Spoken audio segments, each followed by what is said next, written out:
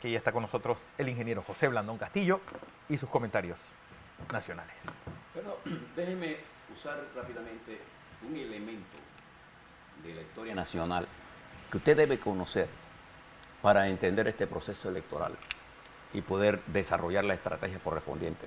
Ayer le decía que lo más parecido a una guerra es una estrategia política. Claro. Electoral. Mando centralizado, comando, líneas que se bajan, estructura, ejército, movilización.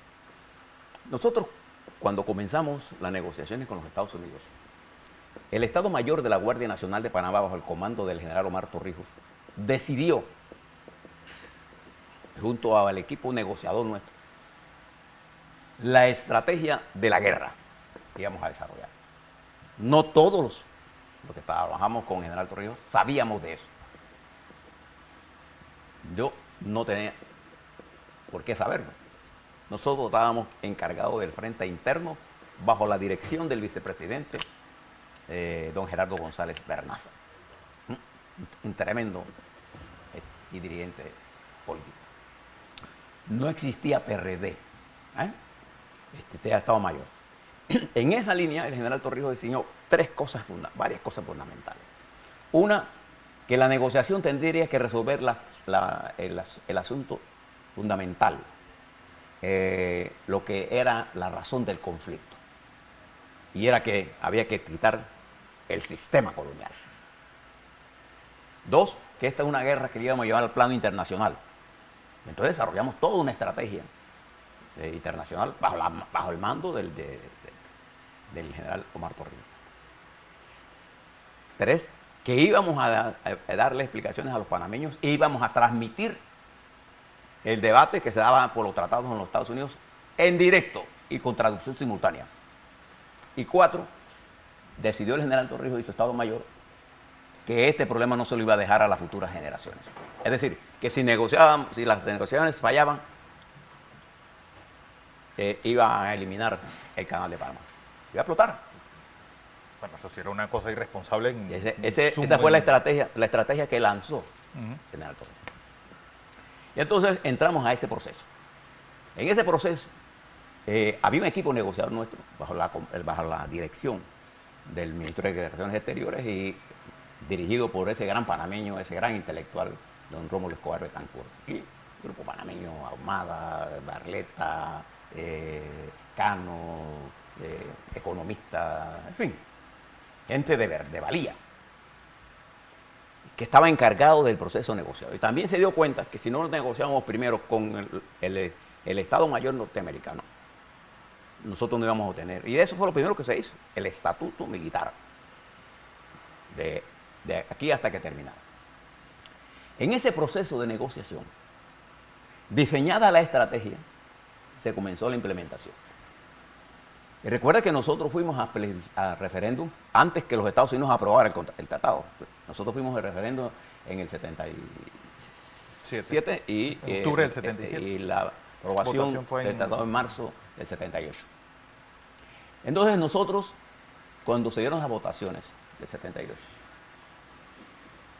había una consigna que era que si Rómulo salía en la televisión y decía los tratados son potables, toda la operación que estaba dentro de la zona del canal, o sea, los militares nuestros, 500 hombres con explosivos, iban a volar todo. Eso era la liquidación de todos nosotros. Entonces, cuando Rómulo dice que son potables, entra en juego una de las grandes figuras del proceso de negociación, don Gabriel Lewis Galindo, y su estrecha relación con el presidente Jimmy Carter. Entonces, ante la enmienda de Concini, se elaboró una carta del Ejecutivo, que son parte de los tratados, que explica y que anula esta enmienda. Entonces estableció que los Estados Unidos solo pueden intervenir en la República de Panamá para defender el canal de Panamá a solicitud del gobierno de la República de Panamá. Esto lo explicó el presidente Carter aquí, cuando vino. O sea, esa guerra nosotros la desarrollamos cuando Torrijos le dijo a Barbara Walter, este cuarto elemento de la negociación, la CIA y los elementos de seguridad saltaron. ¿Cómo nosotros no nos dimos cuenta de eso? Y Torrijos lo dijo a sabiendas que el decirlo iba a crear un revuelo. Claro. Porque uno cuando danza una estrategia política, una guerra y las elecciones, uno tiene que tener claro el tipo de guerra que está dispuesto a desarrollar. Entonces, en este momento, observe lo que está pasando en Panamá. El canal es de nosotros. Lo hemos manejado relativamente bien. Cuando digo relativamente bien, es porque Muy el bien canal dicho. sigue siendo una empresa estatal funcional. Que si usted lo mira con América Latina, no hay ninguna que funcione. ¿Ves? Entonces, ahora entramos a un proceso electoral en la que el centro fundamental de la discusión internacional no es que el canal es de nosotros, no, todo el mundo acepta que el canal es de Panamá. Sí. Lo que el mundo se quiere es que el canal de Panamá tenga los niveles de eficiencia que tenía cuando estaba con nosotros. Es decir, tengamos el agua para pasar los barcos. Eso es fácil, pero eso lo tenemos que discutir en las próximas elecciones. Ese es uno de los temas, agua. Otro es entender el cambio climático. Otro es entender la economía. Entonces nosotros tenemos ahora que definir un poco de estrategia. Yo quisiera, en honor a darle un poco de paz a esto, pedirle a la Asamblea Nacional, a la Comisión de Credenciales, que hay una querella criminal que presentó el presidente de la el expresidente Martinelli contra el presidente de la República, Laurentino Cortizo, y el vicepresidente Carrizo, que ya ambos, tanto el presidente como el vicepresidente, expresaron su punto de vista negando las acusaciones. Pero creo que la Comisión de Credenciales debe de atender esto y resolverlo rápidamente, en el sentido que ellos crean que deben resolverlo. ¿Por qué?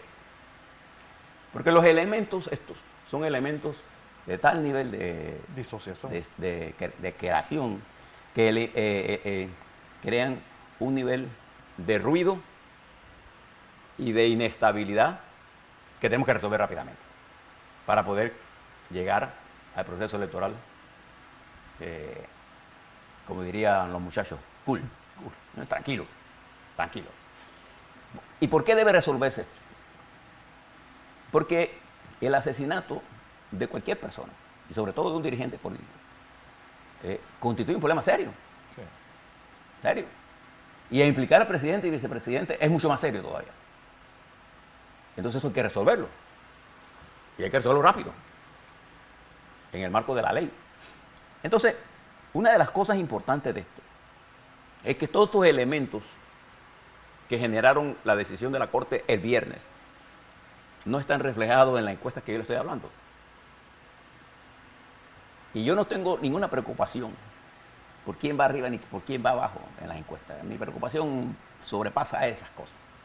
El hot racing como elemento de noticia es bueno para los periódicos, pero no es bueno para la verdad.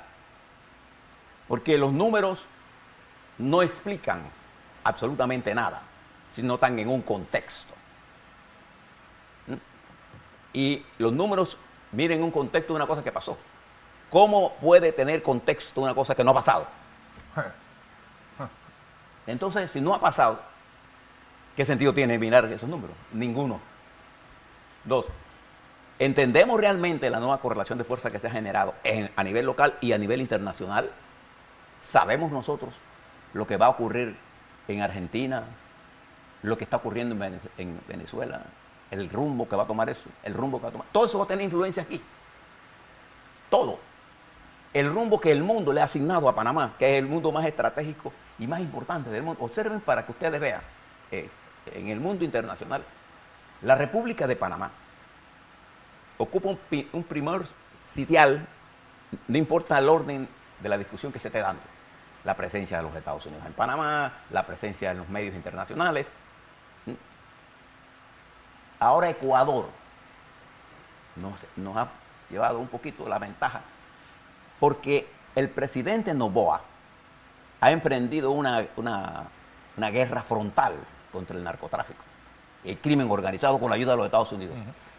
Y el presidente hizo una movida importante para él, puesta en contexto, peligrosa, arriesgada, que fue entregarle las armas rusas a los Estados Unidos por una venta de 200 millones de dólares y Rusia reacciona frente a lo que Correa había logrado, que era que el banano se vendiera en Rusia y las flores se vendieran en Rusia. Entonces, Ecuador podría perder la compra de Rusia de banano y ya lo ha amenazado Rusia. Sí. Entonces, cuando usted brega con economías que no se manejan con el mercado, por ejemplo, si en Nueva York el presidente de los Estados Unidos dice, no voy a comprar cobre, eso no lo decide él, eso lo decide el mercado. Pero en Rusia lo decide el presidente Putin, igual que en China. ¿Por qué? Porque la intromisión del Estado en el control de la economía. Por ejemplo, los cubanos son muy dados a decir que el problema económico de Cuba es el bloqueo. En realidad, si quisieran resolver el problema de alimentación, nada más tendrían que eliminar todas las restricciones que tienen los agricultores y ganaderos cubanos con respecto a cómo se debe producir mercadear. Porque los cubanos, cuando producen, se lo tienen que entregar al Estado. Le doy un ejemplo, un toro de 1000 libras. En Cuba vale menos que un lechón de 45 libras. Oh. No son rentables. Entonces no producen comida. Y usted ve a los dirigentes cubanos echando la culpa al pueblo ahora, que son unos vagos. No. ¿Por qué le explico esto? Porque hoy el nivel de importancia geopolítica de Panamá se ha incrementado por el nivel de posible confrontación general. Cuando usted estudia las guerras de Panamá, yo recuerdo un trabajo que hicimos Moisés Darwish, el doctor Espino y Aníbal Amílcar de la Contraloría, midiendo los ingresos de Panamá cuando hay guerra. Nosotros siempre hemos sido favorecidos por las guerras. La Segunda Guerra Mundial, la Guerra de Corea, la Guerra de Vietnam. ¿Por qué? Porque aumentaba el número de contingentes norteamericanos y había mayor nivel de compra. Ahora, a nosotros nos resuelve más la paz. ¿Por qué? Porque en la medida que hay más tráfico, ¿se da cuenta? Entonces, al variar esa cosa importante, Panamá hoy tiene más oportunidades, a pesar de nuestros errores, porque nos atribuyen una mayor importancia geopolítica. Por ejemplo, lo que usted ve en Arabia Saudita, a pesar del príncipe heredero y del asesinato de Khashoggi, ¿usted se acuerda de él? ¿Usted se acuerda quién estaba involucrado en eso? Arabia Saudita es una pieza fundamental en el mecanismo. Y cuando ellos hablan, hoy y ayer, con respecto a los palestinos, los jerarcas de Arabia Saudita han sufrido los ataques de los hutis y de los extremistas islámicos.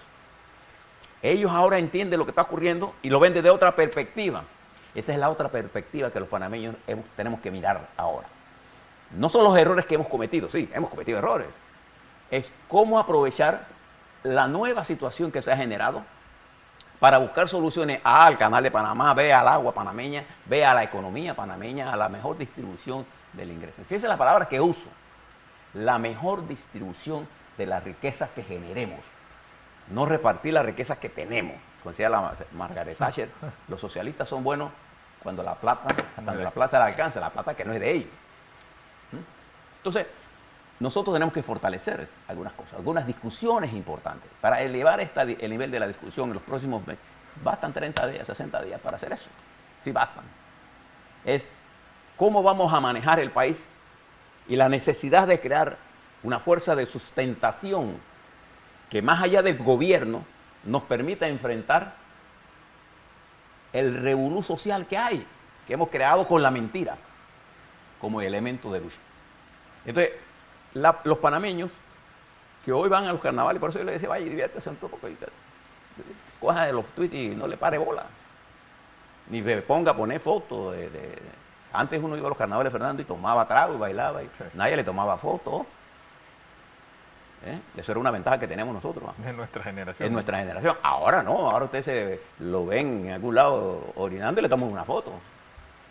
Entonces, este es un mundo diferente, con problemas diferentes, en una campaña diferente. A nosotros los que nos encanta la política, el mundo está de tal nivel de complejidad que no nos cansamos de pensar, pero nos abruma que los demás no entendamos lo que está ocurriendo.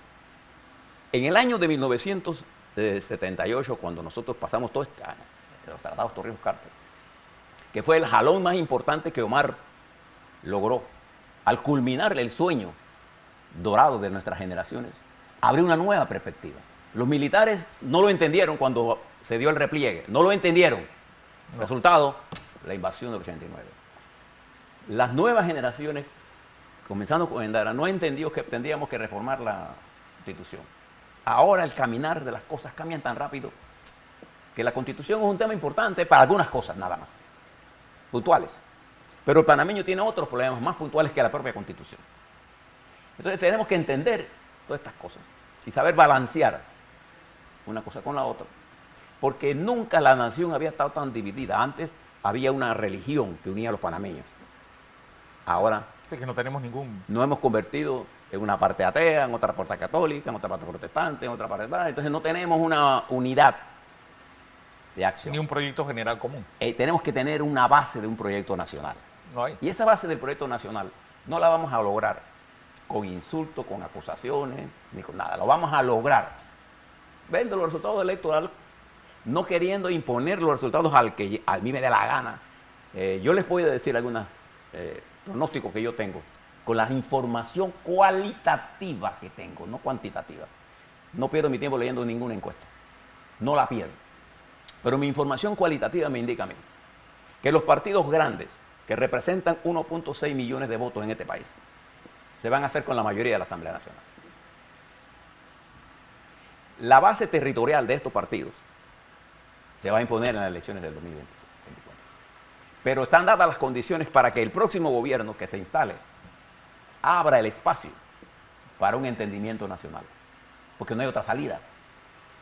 Porque ninguna fuerza, nadie tiene la fuerza suficiente para implementar la reforma del Seguro Social, la reforma de la educación, la reforma del agua y la generación de empleo y aprovechar la coyuntura internacional que se genera para desarrollar una política internacional que nos permita captar fondos estratégicos y mantener nuestra relación de estratégica con los Estados Unidos a su más alto nivel, respetando la democracia y la libertad. Bueno, Ese es el problema que me gustaría que ustedes pensaran en este largo fin de semana. así es.